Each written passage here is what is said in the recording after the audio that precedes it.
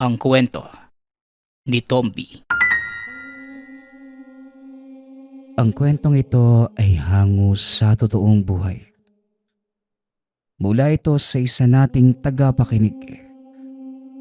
Karanasan ito ni Mateo. Walang eksaktong taon.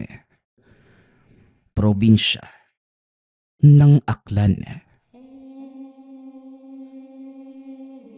Nang mga panahong ito, kasalukuyang nangangalakal ang batang si Mateo.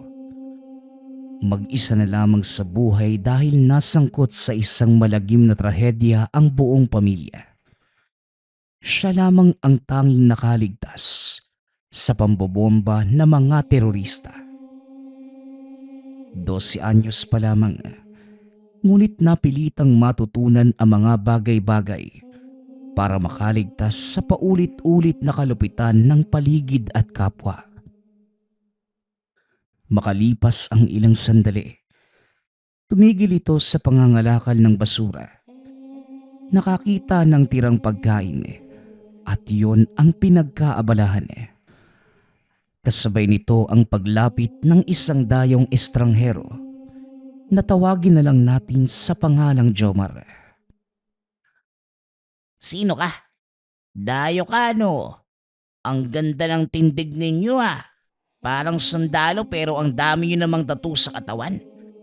Aba, may nakasipit pang sigarilyo sa daliri. Adik po ba kayo? Maraming ganyan doon sa amin eh. Mga kapitbahay namin adik. Buwan-buwan nga may nangyayaring raid eh. Dinadakip ng pulis pero nakakatakas. Kasi hindi naman talaga sila huhulihin. Pakitang tao lang yun para kunwari ginagawa nila yung trabaho. Pero ang totoo, tumatanggap lang naman sila ng pasuhol. Wika ni Mateo. Nagulat naman ang estranghero sa sinabi ng bata. O ikaw bata, ang daddal mo naman. Pagkatao ko lang yung tinatanong mo noong una. Pero umabot sa kwentuhan sa kaganapan ng mga adik sa inyo ah. Ayos ka rin ano? Ilang taong ka na ba? 8. Ang bata mo pa tapos nandito ka na sa basurahan. Nangangalakal? Nasan ba ang pamilya mo? Kumakain ka pa ng panis? Ako nga pala si Jomar. Tugon ni Jomar. Nako, wala ako dyan. Ako lang mag-isa sa buhay. Yung nanay ko, walang silbi pati na tatay. Anak ng anak hindi naman kayang panindigan. Nagkawatak-watak kami magmula nung gera tapos hindi ko na alam kung saan yung iba kong kapatid. Patay na rin siguro. Ano nga pala yung pangalan mo? Jomar? Ang pangit naman. Diretsahang wika ni Mateo. Aba, at ang talas talaga ng dila mo ah. Walang kaamor-amor. Wala ka rin sigurong tahanan ano? Meron. Yung iniwanang tahanan ng dating mamamatay tao. Bakit mo na itanong? Naghahanap ka rin ba ng matutuluyan? May bakanting kwarto naman. Pwede ka roon basta meron kang pang-upa. Aba, ang bata-bata mo pa. Pero marunong kang magnegosyo ah. Magkano ba ang bawat araw? Kahit 2 ayos na. Huwag mo nga akong tawaging bata. Dahil matanda na ako no. 12 anyos na kaya ako. Hindi lang lumaki.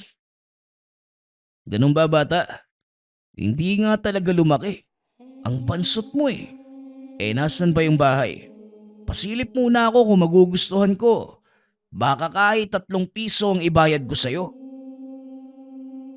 Ano? Mayaman ka ba? Ang lakas mo magsabi ng pera eh. Mukhang wala ka naman kahit sente mo rin. Siya nga pala. Baka hindi ka rin magtatagal kasi maraming halimaw dito sa lugar namin. Hindi lang rebelde. Magdanakaw o kapitbahay na siraulo. Sa gabi, may nangangatok pa na aswang. May baril ka naman pala. Pwede mong labanan pero kapag naubos na yung bala mo, lumipat ka na lang ng ibang lugar para sa kaligtasan mo ha. Pag-uusap ng dalawa. Nauna itong naglakad. Sumunod ang estranghero.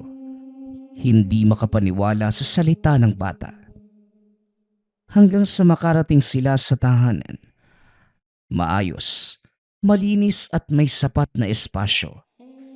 Kinuha niya ang kwarto at nagbayad sa bata ng ilang araw na pananatili. Aba, may pera ka naman pala eh. Pero hindi ako maniniwala na galing yan sa paghirap mo. Mas maniniwala pa ako kung sasabihin mong nagbula yan sa nakaw. Halata naman sa mukha mo na wala kang nagawang tama sa buhay mo. Wika ni Mateo. Napakamot na lamang sa ulo si Jomar. Sabay iwas ng tingin. Hindi makapaniwala na nakatagpo ng batang may ganitong pag-uugali. Abat, nakakarami ka na. Kung makapagsalita ka parang ang dami mong alam sa buhay. Kung sa bagay, sa dami ng nangyari sa lugar ninyo, marami ka talagang makukuhang gagaspangan. Hindi lang sa pag-uugali. Lahat na. Ano, pwede na ba akong pumasok ng kwarto ko? Kailangan ko nang magpahinga. Wika ni Jomar. Sige, pasok na. Bayad ka naman eh. Tugon ni Mateo. Hindi na nag-abalang tumingin. Binilang lamang ang hawak na salapi. Ang pakay ni Jomar sa lugar ay hindi ang maghanap ng bagong tirahan. May nakaengkwentro itong aswang na hindi natapos ang labanan. Dinali nito ang mag-ina niya habang tinutugis ang isa pang nilalang noong araw. Nandito lamang siya upang maghigante. Galing pa siya sa Bohol, ngunit napadpad sa Aklan para singilin ang halimaw na ito. Meron lamang nakapagsabing makikita ang matagal nang hinahanap. Pagkatapos magpahinga, lumabas siya upang maglibot. Hindi niya nakita ang bata. Magpapasama sana kaso wala na ito. Inikot niya ang buong paligid, maliban sa mga basurang nakatambak sa mga tabi. Nariyan din ang mga taong masama ang titig. Hindi siya nagtaka dahil normal lamang ang ganito lalo na sa dayo sa lugar. O ikaw, taga-saan ka ba? Bagong salta ka rito ano? Alam mo ba ang mangyayari sa katulad mo? Tanong ng tambay sa kanya. Nakita niya ang iba na naghahanda. Nagsisidampot na mga panghampas. Alam niya ang gusto ng mga ito kaya nagmamadaling naglakad ngunit dali-dali siyang hinarang. Abat, ang lakas ng loob mong mambastos ah. Kinakausap pa kita eh. Kaya wag mo nga akong tatalikuran. Wika ng tambay. Sinampal siya nito ngunit hindi niya pinalagan. Wala itong gana sa ganitong away. Nakalaan lamang ang lakas sa hinihintay na pagtutuos laban sa aswang. Abat wala pala ang isang to eh. Ang laki ng katawan pero duwag. Pipi ka yata no? Magsalita ka! Dagdag ng tambay. Muli siya nitong sinampal. Kaliwat kanan. Napabuntong hininga si Jomar at nagpipigil. O ikaw, hindi uubra sa amin yung pananahimik mo. Wala kaming awa sa mga dayo rito. Mga bata, trabahuhin nyo nga yung isang to. Utos ng tambay. Nagsilapit naman ang mga ito at sinimulan siyang hampasin. Nagulat sila dahil nanatiling nakatayo si Jomar samantalang buong lakas ang ginawang paghampas. Nabali pa nga ang mga ginamit nilang kahoy. Teka, sino ba yan? Bakit hindi siya nasasaktan? Baka aswang din kagaya ni Mando. Wika ng isa sa mga tambay. Manahimik ka nga. Wag na wag mong babanggitin si Mando kung ayaw mong mapugutan ng ulo. O ikaw, ano ka ba? Ang yabang mo ah. Nagtitigas-tigasan ka pa dyan. Ano? Lumabang ka! Muli siyang pinagsasampal. Pinaghampas pa ngunit hindi ito natinag. Ni walang dugong umaagos kahit sa ulo paulit-ulit hinahambalos. O ba't ang tigas mo ha? Sino ka ba talaga? Anong dugo meron ka para hindi ka tablan ng mga pisikal na pag-atake? Nandito ka lang ba para ipagmayabang yan? Ano, sumagot ka? Tanong ng tambay. Pasimpleng naglakad palayo si Jomar. Nagsitabi naman ang mga tambay pagkaraan niya. Wala itong balak mag-aksaya ng lakas sa mga ito dahil napapansin ang takot sa mga mata nila. Umaastang matatapang, ngunit natatakot naman. Bumalik na lamang siya ng tahanan. Naabutan ang batang nagbibilang ng mga pakete sa kusina. Kagad lumapit si Jomar at dali-dali namang inilayo ng bata ang mga ito. O ikaw bata ka, bakit ka may ganito? Alam mo ba na maliban sa delikado, masama to? Sinong tarantado ang nag-utos nito sa'yo? Ha? Walang hiya siya. Pati bata dinadamay sa kalokohan niya. Wika ni Jomar. Nagngingit-ngit ang mga ngipin nito. Makikita sa muka ang labis na panggigigil. Bakit ka ba nangingilam? Sanay ako sa ganitong buhay kaya ano pa bang bago? Alam ko mga to. Nakikiupa ka nga lang ng kwarto kaya huwag ka nga umasta na kung sino. Tabi, pinapalakad to sa akin eh. Sinisira mo pa. Wika ni Mateo. Lumabas ang bata dala ang mga pakete. Pasimpleng binulsa at tumakbo papunta sa kung saan. Hindi naman ito nasundan ng binata dahil kagad ding nawala. Hinintay niya ang pagbalik nito ngunit lumipas ang mga oras na walang paramdam. Inaantok na si Jomar habang nakaupo sa sala. Kaharap ang pinto. Kinakabahan na baka nadali na ito kung sakaling may naganap na raid. Walang pinapatawad ang mga pulis na mga sandaling yun. Kahit halatang ginamit lamang ang bata, huhulihin at dadalhin sa isang sangay ng gobyerno. Ilang sandali pa ang lumipas. Naalerto siya nang maramdaman ang presensya ng aswang. Sinundan ito na may hinang katok sa pinto. Naalala niya ang sinabi ni Mateo tungkol sa nangangatok. Sa halip na matakot, napangiti pa nga siya. Dali-daling kinuha ang patalim at hinihanda ang sarili. Nagpatuloy ang katok. Walang tigil kahit isang saglit. Nakatayo lamang si Jomar sa harapan ng pintuan. Hawak ang patalim. Naghihintay na lamang ng tiyempo. Nang magsimula na siyang sumambit ng dasal, natigil ito at napansin na unti-unting lumalayo ang presensya. Dali-daling lumabas. Hinabol ito hanggang sa tambakan ng basura at nakita ang isa sa mga tambay kanina. Nakahandusay at wala ng buhay. Nang madinig ang boses ng iba, nagmamadali siyang umalis upang hindi mapagbintangan. Hoy, buwisit! Hanapin niyo yung aswang na yun. Sigurado kung hindi pa yun nakakalayo rito. Magsigalat kayo! Dalian niyo! Wika ng isa sa mga tambay. Umalis na si Jomar sa lugar. Sinundan ang natitirang bakas ng aswang sa hangin. Ngunit makalipas lamang ang ilang sandali, nawala ring kagad. Natigilan sa gitna ng daanan nang makasalubong ang bata. Oh, mabuti naman at nandito ka na. Akala ko na paano ka na eh. Umuwi na tayo bago pa maabutan ng aswang dito. Bilisan mo! Wika ni Jomar. Hindi naman ako sinasaktan ng aswang eh. Kaibigan ko kaya yun. Sa lahat ng tao rito, ako ang hindi niya sinasaktan.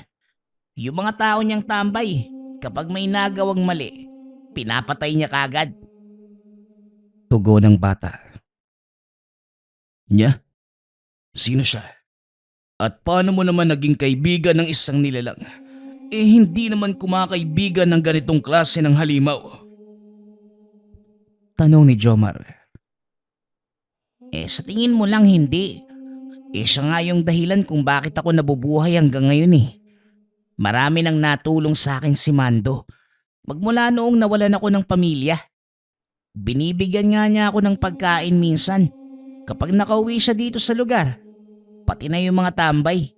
Mabait siya kahit aswang, no? Pagpapaliwanag ni Mateo, napaisip si Jomar sa sinabi ng bata. Nadinig niya ang pangalang yun sa isang tambay. Mando, isang aswang ang taong yun oh. Paano mo naman nalaman? Oo, paulit-ulit. Nalaman ko noong naabutan ko siya sa kanila. Aswang tapos biglang naging tao. Hindi naman niya ako sinaktan. Huwag ko lang daw ipagsasabi yung katauhan niya. Magmula ng araw na yun, naging utusan na niya ako. Ipinagtatanggol pa nga laban sa mga kapitbahay dyan na mapanghusga. Ang dami mo namang tanong eh.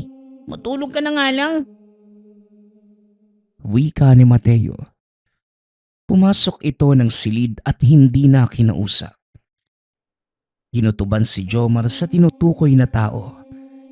Hindi niya sigurado ngunit malakas ang pakiramdam na ito ang aswang na hinahanap. Gusto pa sanang magtanong kay Mateo ngunit natulog na ito. Maghihintay na lamang si Jomar kinabukasan upang makakalap pa ng karagdagang impormasyon. Kinaumagahan, bumungad ang balita tungkol sa tambay na natagpuan sa basurahan. May mga pulis siyang dumating. Ngunit dahil kilala ang lugar bilang pugad ng iba't ibang kriminal, isinara ang investigasyon bilang personal na interes ng patayan. Wala nga lang nadakip na salarin.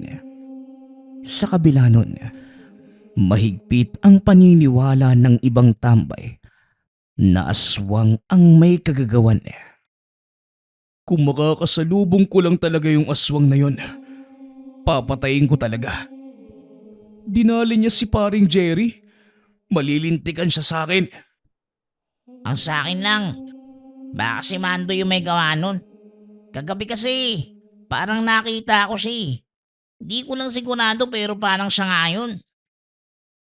Hoy ikaw, tigil-tigilan mo nga ako sa kakaganyan mo ha.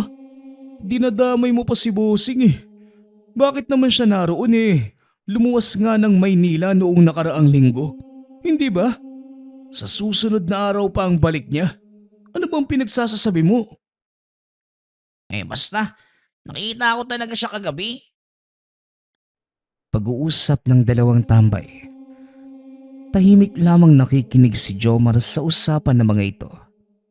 Sinundan niya ang isa nang umalis. Teka, kilala mo si Mando ano? Sabihin mo nga sa akin ang nalalaman mo tungkol sa kanya. Sagot ko ang kain mo para bukas. Tanong ni Jomar. Sabay abot ng pakete sa tambay. Dinagdagan pa ng pera kaya hindi ito nakatanggi. Dinala siya sa lugar kung saan walang ibang tao upang maibigay ang impormasyon na kanyang hinihingi. Si Mando, ginagalang namin dito bilang bossing. Dahil siya yung nagbibigay ng kabuhayan namin eh. Ganito, illegal. Nagbibigay rin ng pera kaya walang magawa, kundi yumuko sa kanya. Kapos kami, naging alipin ng salapi. Pero, hindi ako naniniwalang illegal na droga lang yung pinapatakbo niya. Minsan kasi parang ibang tao siya eh. Alam mo yung kakaiba yung amoy? Presensya, tapos napakailap. May isang beses nga sigurado ako na hindi ako namamalikmata. Yung dumaang aso naging siya. Kung alam mo yung tinutukoy ko, kagabi nakita ko din siya doon sa kung saan natagpo ang patay yung kaibigan namin. At kung hindi ako nagkakamali, siya yung halimaw na kumakatok sa mga kabayan at nambibiktima. Teka, sa bahay ni Mateo ka tumutuloy, hindi ba? Tanungin mo yung bata. Alam niya yung tungkol kay Mando. Yun lang ha. Kaunti lang yung bayad mo eh. Alis na ako. Baka may makakita pa sa akin. Malalagot ako kapag nakipag-usap sa kagaya mong tayo. Kung may balak kang gawin sa kanya, hanapin mo. Nariyan lang yun sa tabi-tabi. Pagpapaliwanag ng isa sa mga tambay. Dito lamang nalinawan si Jomar. Kumpirmadong aswang ang sinasabi nilang Mando. Lalo lamang ding lumalakas ang kutob na ito ang hinahanap na nilalang. Umuwi ito ng tahanan. Naabutan si Mateo na naglilinis ng iba't ibang uri ng baril. Tinignan lamang siya nito at hindi pinansin. Ano bata? Ayos ka rin ah. Daig mo pa ako sa dami ng ginagawa. Iisa lang ba ang amo niyan doon sa una mong trabaho? Akala ko ba simpleng mangangalakal ka lang? Tanong ni Jomar. Ngayon na nandito na si Mando, hindi na ako mangangalakal. Ako yung tagalakad ng produkto niya. Teka nga, bakit ba ang dami mong tanong? Tugon ni Mateo. Nasaan ba kasi yung Mando na yun? Baka naman pwedeng makita ko yung amo mo na yun. Kakausapin ko lang. Itatanong kung naghahanap pa siya ng ibang karagdagang tauhan. Mamamasukan sana ako eh. Muling wika ni Jomar. Tinignan siya ng bata mula ulo hanggang paa. Nako, hindi ka tatanggapin nun. Malaki nga yung katawan mo pero mukhang hindi ka naman maaasahan eh. Papalpa ka lang sa mahalagang misyon. Saka, bawal ang baguhan kasi maraming pasikot-sikot. Kung tatanga-tanga ka, didiretso ka talaga sa kulungan. Akala ko ba pulpul yung mga pulis dito? Kasi ang sabi mo nagkukunwari lang na ginagawa yung trabaho. Hindi ba nagbabayad ng piyansa yung amo mo kung may tauhan siyang mahuhuli? Nako, hindi ka pag-aaksayahan ng pera ni Mando kung tanga ka. Mabubulo ka lang sa kulungan. Kaya huwag ka nang sumali rito. Teka, hindi ka naman magtatagal dito, hindi ba? Ano nga ba yung pakay mo sa lugar namin? Kung wala man, umalis ka na lang. Nagiging sagabal ka sa mga lakad ko eh. Aba, ayos ka rin ah. Ako na pala yung sagabal ngayon. Seryoso nga. Saan makikita ang Mando na yan? Ganito na lang. Pakisabi, hinahanap ko siya. At may atraso ka mo siya sa akin. Sabihin mo, ha? Wika ni Jomar. Nagulat naman ang bata sa pagkakataong yun. Gusto pa sanang magtanong, ngunit hindi na lamang pinansin. Pagsapit ng hapon, muling lumabas si Jomar. Palihim na sinundan ang bata. Sumuot ito sa pasikot-sikot ng kabahayan hanggang sa nakarating sa bundok kung saan pumasok sa lumang tahanan. Nang makita ang isang lalaki sa bintana, biglang naging alerto ang kanyang tangan. Napansin din ito ang presensya niya. Kagad nagsara ng mga bintana at pinto. Pasilip-silip ito. Hinahanap ang kanyang kinalalagyan ngunit dahil nakatago, hindi siya nakita. Dinig pa ang malalakas na kalabog mula sa loob na parabang nagwawala. Ilang sandali pa ang lumipas. Lumabas ang bata mula sa tahanan. Meron ng pasa at latay sa katawan. Dali-dali niyang nilapitan ngunit umiwas sa kanya. Teka, isa ka bang antingero? Kaya pala nagalit sa akin si Mando eh. Tignan mo nga yung ginawa niya sa akin oh. Sinaktan niya ako. Kasi akala niya dinala kita rito. Umalis ka na nga lang. Pinapahamak mo pa ako eh. Wika ni Mateo. Ngunit hindi sumunod si Jomar. Pinasok niya ang bahay. Hinalughog ang bawat sulok ngunit mabilis na nawala ang lalaki. Bukas ang bintana sa likuran. May bakas ng pagdaan nito. Sinundan ni Jomar ngunit naligaw lamang sa gitna ng kakahuyan. Hanggang sa nakabalik naman sa tahanan ng bata matapos ang ilang sandaling paghahanap ng daan pauwi. Teka nga, bakit ka ba nandito? Umalis ka na nga. Pinagalitan ako ni Mando dahil sa'yo. Ang sabi pa niya, kung nandito ka lang para puksain siya, hindi ka magtatagumpay. Uunahan ka niya bago mo pa siya maunahan. Banta ng bata. Kung ganon, mag-unahan kami. Mabuti na rin na alam niyang antingero ko para makapaghanda siya. Kailan niya ba ako balak sugurin?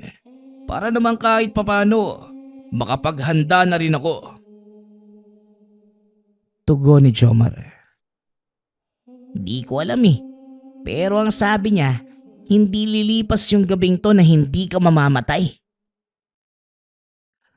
Ngayong gabi pala. Ayos yan. Kung sakaling mapapasabak ako sa labanan mamaya, huwag kang mangingelam o magpapakita sa Mando na yon, baka idamay ka pa. Babala niya sa bata.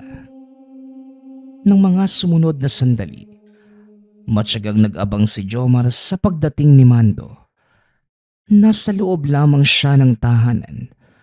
Palakad-lakad habang nakasunod ng tingin si Mateo.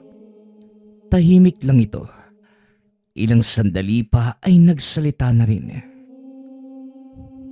Sino po ba talaga kayo? Pangalan niyo lang yung sinabi niyo sa akin eh. Wala akong ibang alam tungkol sa inyo. Ano po ba yung mga antingero? Bakit takot na takot si Mando kanina? Hindi ka niya nakita kanina eh. Pero alam niyang nasa malapit ka. Tanong ni Mateo. Mateo, ang mga antingero ay mga taong may tangan na pangmalakasang panlaban sa iba't ibang nakakatakot na nilalang kagaya ng aswang. Kaya nitong talunin ang halimaw at hindi siya nasusugatan. Ganun ako. At si Mando na kinikilala mong kaibigan, halimbawa ng aswang. Hindi siya mabait, Mateo. Halang ang kanyang kaluluwa. Nang bibiktima ng tao at kumakain ng laman at dugo at pumapatay. Kaya kalimutan mo ang anumang kabutihang binigay niya sa'yo. Dahil darating din ang panahon na ikaw ang susunod niyang bibiktimahin. Halimaw ang isang yun. Walang puwang ang kabutihan sa kanyang pagkatao. Kaya nandito ako para tapusin ang kasamaan niya.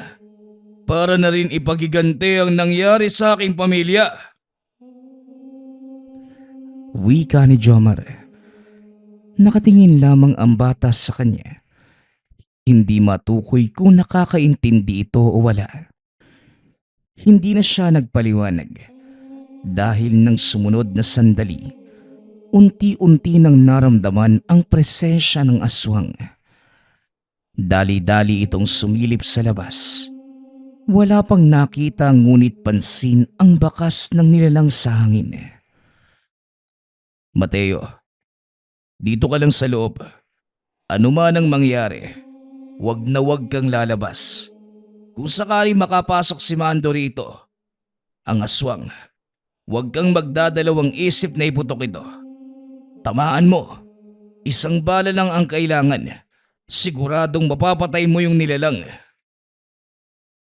Bili ni Jomar, sabay abot ng baril na may mabisang bala. Bukod sa inerosyon ng tanso, may kasama ding dasal ang pulbura. Makalipas ang ilang sandali, madidinig ang maihinang katok sa pinto. Pinakinggan ito ni Jomar at nang makatsyempo ay kagad binuksan sabay sunggab sa nakatayo sa harapan. Mabilis nakabawi ang nilalang. Tinamaan siya ng kalmot sa muka. Kahit walang sugat ay nawalan pa rin ng balanse sa lakas. Tumakbo ang aswang papunta sa tambakan ng basura. Mahinang sinag ng buwan lamang ang nagsisilbing liwanag na mga sandaling yun. Nang mukhaan na silang nagkakarap, dito niya nakilala ang nilalang. Ito yung aswang na dumali ng kanyang mag-ina. Parehong-pareho ang amoy, presensya, muka, maging ang tindig. Nag-init ang buo niyang katawan sa galit. Bago sila magtuos ay nagpalit muna ng anyo si Mando upang humirit ng mga salita. Naka, kilala ko ang mukhang yan. Lalo na ang mga mata mo. Tama, ikaw ang antingerong kamuntikan ng pumatay sa akin noon. Pero dahil mas matalino ko sa'yo, nagawa kitang isahan. Bumalik pa nga ako tapos habang tinutugis mo ang kasama ko, trinabaho ko naman ang mag-ina mo. Kumusta na bala? Matagal na rin yun pero ito tayo. Muli tayong nagkita. Nakakatuwa naman. Wika ni Mando. Kung sa tingin mo, nandito ako para makipagkamustahan sa'yo, nagkakamali ka. Umanda ka dahil sisingiling kita sa lahat ng ginawa mo. Taga rito ka pala pero dumayo ka ng ibang isla para mambiktima. Napakawalang hiya mo eh. Ganun talaga. Lalo na kung gustong tumikim ng bagong putahe. Dito kasi, mga walang ligo ang mga tao. Ang babaho. Tapos karamihan sa mga bata nasa basurahan. Nangangalakal. At sa tuwing kinakain ko ang kanilang laman, nangangamoy. Nakakawalang gana. Kaya dumarayo ako sa ibang lugar para makatikim ng sariwa. At alam mo pare, yung anak at asawa mo, ang sasarap. Preskong presko. Malaki nga yung kinita ko noong ibinenta sa kalahi ang laman eh. Wika ni Mando na tila ginagalit pa si Jomar. Oh, kaya ano naman? May dadaldal ka pa ba? Nangangati na kasi yung mga kamay kong pumatay ng salot sa lipunan eh. Kung may sasabihin ka pa, dalihan mo na at maiksi lang ang dala kong pasensya ngayon. Tanong ni Jomar. Nako, marami pa sana akong kwento eh. Kaso para nagmamadali ka. Ikaw lang din ang kilala kong antingero na nasasabik makita ang kabilang bahagi ng mundo. Gusto mo ba yung bahaging yon? Hindi na nakapagpigil si Jomar. Sinugod niya ito. Hindi tinigilan hanggang sa ilang beses bumagsak. Madali itong nakakatayo sa kabila ng sunod-sunod na pag-atake. Lumalaban. Sinasabayan ang kanyang galaw ngunit dumating ang puntong puro na lamang ito depensa. Bumaon pa ang ulo sa lupa sa paulit-ulit na pagsuntok. Nais sana niyang pagdusahin muna upang maramdaman ang paghihigante. Ang yabang mo tapos hindi man lang kayang tapatan kahit isa kong galaw. Marami kang biktima pero hindi ko akalain na ganito ka lang pala kahina. Wika ni Jomar. Dahan-dahang bumangon ang aswang. Nanghihina, ngunit ayaw pa ring sumuko. Hindi na ito binigyan pa ng pagkakataon ng binata. Muling sinugod at binugbog. Hindi niya ito tinigilan kahit hindi na lumalaban. Nakatihaya na lamang ang aswang habang patuloy na pinagsusuntok ni Jomar. Nang mapansin ang kalagayan nito, saka lamang siya tumigil. Kahit nakahandusay na sa lupa, sinaksak niya ito ng sinaksak gamit ang dalang patalim habang umuusal ng mga dasal. At nang masiguradong patay na, dali-daling hinila papunta sa gitna at sinunog kasama ang mga nakatambak na basura. Nakatingin ito sa hindi kalayuan. Dahan-dahang kinakain ng apoy ang katawan ng nilalang. Saka lamang umalis nang mapansin ang mga taong lumalapit matapos makita ang sunog. Pinagtulungan apulahin ngunit dahil sa lawak at bilis ng pagkalat ng apoy, nahirapan ang mga ito. Ilang oras din bago naapula at sapat na oras na yun para sunugin ang bawat parte ng katawan ng nilalang. Ikaw yung nagsunog doon ano? Huwag mo nang itanggi. Nakita ko yung nangyari. Pinatay mo si Mando tapos sinunog kasama yung mga basura. Wika ni Mateo. Alam mo naman pala nagtatanong ka pa. Isusumbong mo ba ako? Tanong ni Jomar. Ngunit hindi sumagot ang bata. Ibinalik ang baril sa kanya. Oo nga pala, alis na ako ha. Tapos na ang sadya ko kaya wala nang dahilan para magtagal ako sa lugar na ito. Mag-iingat ka rito, Mateo. Mag-isa ka pa naman. Tumigil ka sa pagsali sa mga iligal na gawain. Nakakasama yan sa'yo lalo na bata ka pa. Mas mainam ang mga ngalakal kaysa ganun. O ito, simpleng pasasalamat sa'yo. Wika ni Jomar. Binigyan niya ng pera ang bata. Sapat na para tugunan ang pagkain sa loob ng ilang araw. Hindi na hinintay ni Jomar ang umaga at dali-dali nang umalis sa lugar. Naiwan si Mateo na nahihiwagaan kay Jomar. Estranghero pa rin kung ituring dahil hindi niya alam kung nagsasabi ng totoo sa pangalan. Wala ring ideya sa buhay nito. Ang tanging alaala lamang na tumatak ay isa itong antingero. Mandirigmang walang takot na humarap sa nakakakilabot na aswang. Nilalang na minsang kinilala bilang mabuti at totoo. Yun pala'y isang halimaw na maraming biktimang tao. Ang susunod nating kwento ay mula sa isa nating tagapakinig. Karanasan ito ni Toto. Walang eksaktong taon. Probinsya ng Leyte. Nang mga panahong to, kasalukuyang 8 taong gulang pa lamang si Toto. Kahit papano, naiintindihan na din ang mga nangyayari sa mundo. Nang mga nakaraang buwan, namatay ang ama dahil sa malubhang sakit kaya naman, bigla na lamang nag-iba ang presensya sa tahanan.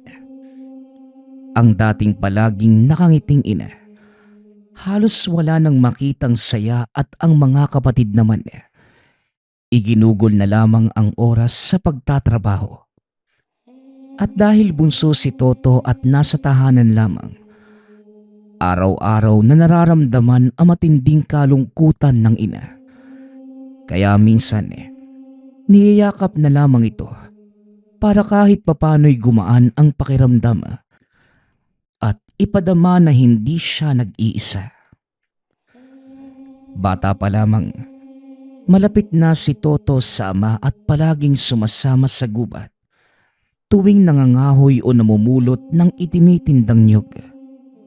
Tuwing Sabado at Linggo naman, nagpupunta sila sa lupain ng lolo para magtanggal ng mga ligaw na damo at silipin na din ang lumang tahanan na hanggang sa kasalukuyan ay nananatiling buhay.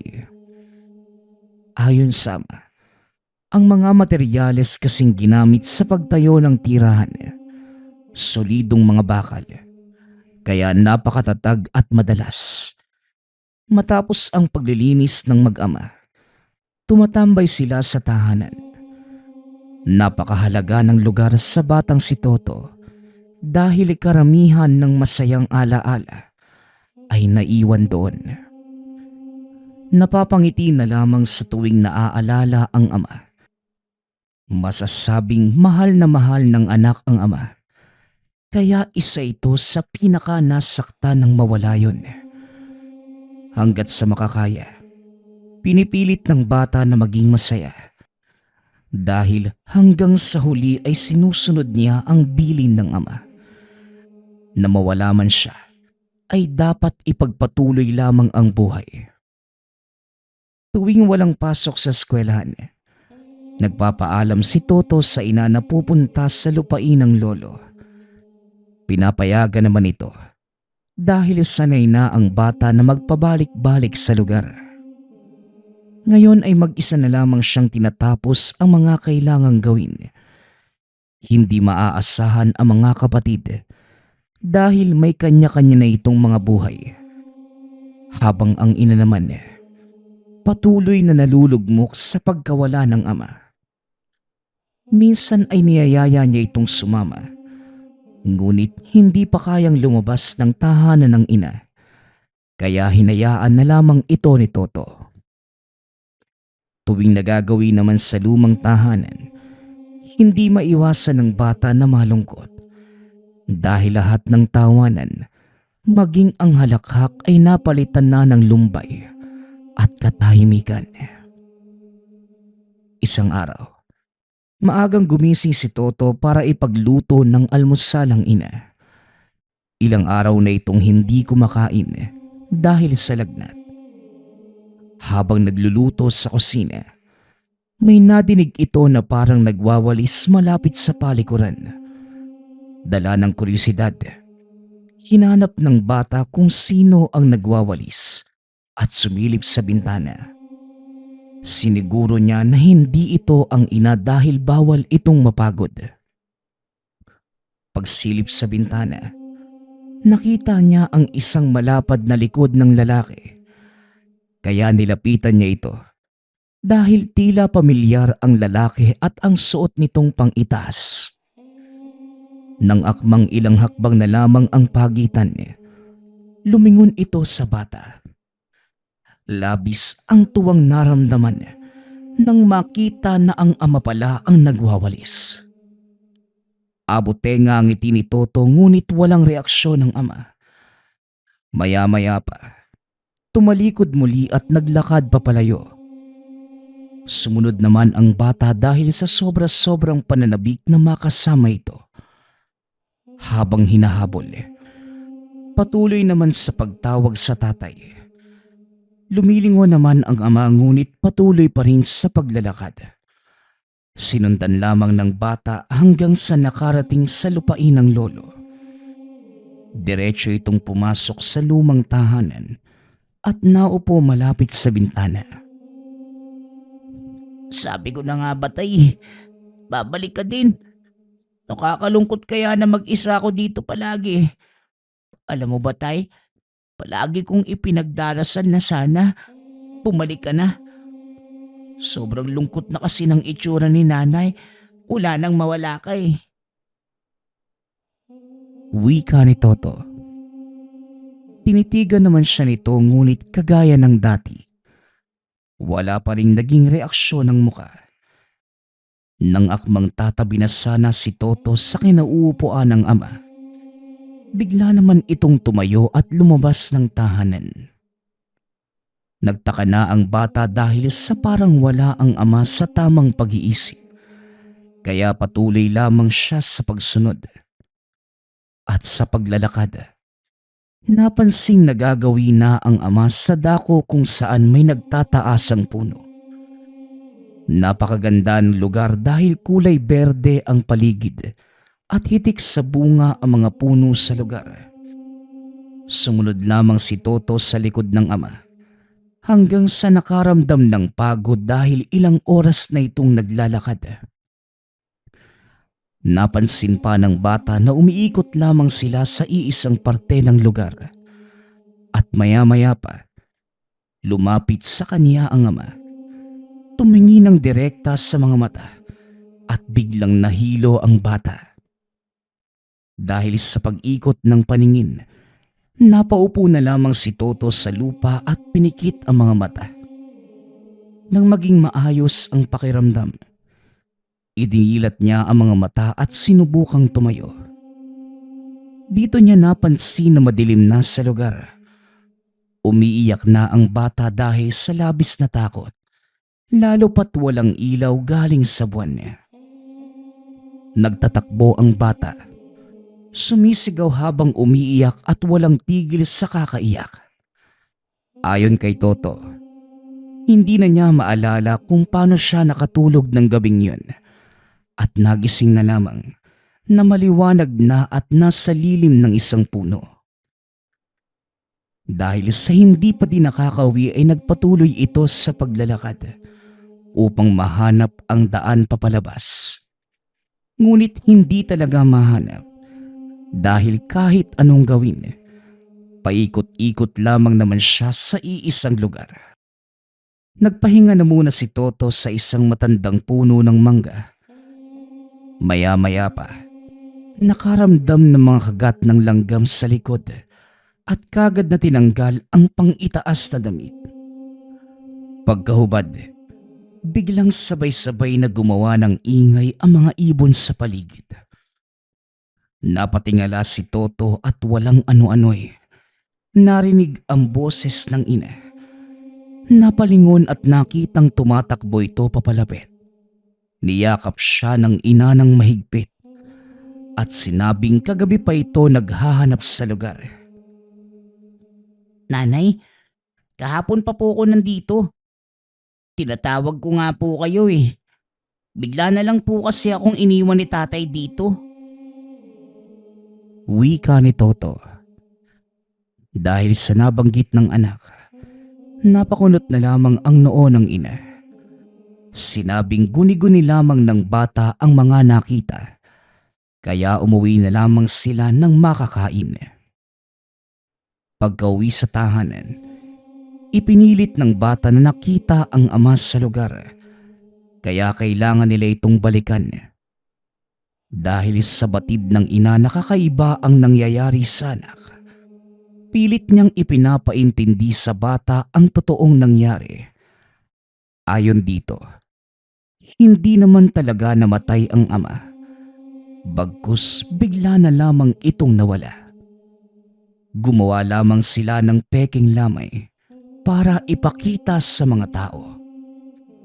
Hindi kasi naniniwala ang lolo sa mga kwentong engkanto, kaya pilit na iginigiit na walang ibang rason ang pagkawala ng ama ni Toto, kundi napatay na mga rebelde sa bundok. Sumang-ayon na lamang ang ina bilang respeto sa kagustuhan ng sariling ama ng asawa. Ang kabaong nanatiling sarado sa buong lamay dahil ang alam ng mga tao, lasog-lasog ang katawan ng ama, kaya hindi ipinapakita ngunit lingid sa kanilang kaalaman na wala naman talaga itong laman. Dahil dito, mas lalong naguluhan ang murang isipan ni Toto. Hindi naman pinilit pa ng ina at inaya na lamang ang anak na lumabas ng tahanan at meron silang pupuntahan. Habang naglalakad, hindi nagsasalita ang bata. Patuloy lamang sa pagsunod sa ina. Maya-maya pa huminto sa isang kubo at nakangiting lumabas ang isang matanda. Pinapasok naman kagad sila at pinaupo. Nagulat si Toto nang hawakan siya nito sa kamay. Ayon sa pulso ng batang ito, malinaw na nakipagkita sa kanya ang kaluluwa ng kanyang ama. Ganap ng isang engkanto ang asawa mo at sa pagkakataong ito, hindi na natin mababawi pa ang kaluluwa niya. Pero kinakailangan pa rin mahanap ang bangkay nito para matahimik. Wika ng albularyo. Nag-umpisa na itong painumin ng langis ang bata. Kasabay nun ang mga dasal na pangontra sa mga masasamang elemento. Matapos ang gamutan, nakaramdam ng ginhawa at kapayapaan ang pag-iisip ni Toto. Nagpasalamat na lamang ang mag-ina at nagpaalam na rin sa albularyo. Hanggang sa dumaan ang mga araw, naging normal naman ang pamumuhay ng mag-ina. Unti-unti nang bumabalik ang sigla sa katawan ng ina dahil na din sa tulong ni Toto. Minsan dumadalaw naman ang mga kapatid at nagbibigay oras sa paghanap ng bangkay ng ama. Ngunit halos 1 taon na ang nakalipas. Hindi pa din nila nahanap ang labi nito. Paminsan-minsan, nakikita pa din ni Toto ang imahe ng ama sa lumang tahanan. Ngunit hindi na lamang pinapansin dahil alam niya na hindi naman ito ang totoong katawan niya. Hanggang sa isang araw, may nagbalita sa mag-ina na nasa tabing ilog ang labi ng ama. Dali-dali silang pumunta. Naabutan ang nagkukumpulang mga tao. Nang makalapit sa labi ay parang kakamatay lamang at oras lang ang nakalipas. Hindi pa ito naaagnas o nangangamoy man lang. Hindi maiwasan ang bulungan ng mga nakakita. Dahil 1 taon na magmula ang lamay, ngunit bakit nakita muli ang labi na tila bagong bangkay lamang. Ngunit hindi na ito pinabulaanan pa ng pamilya.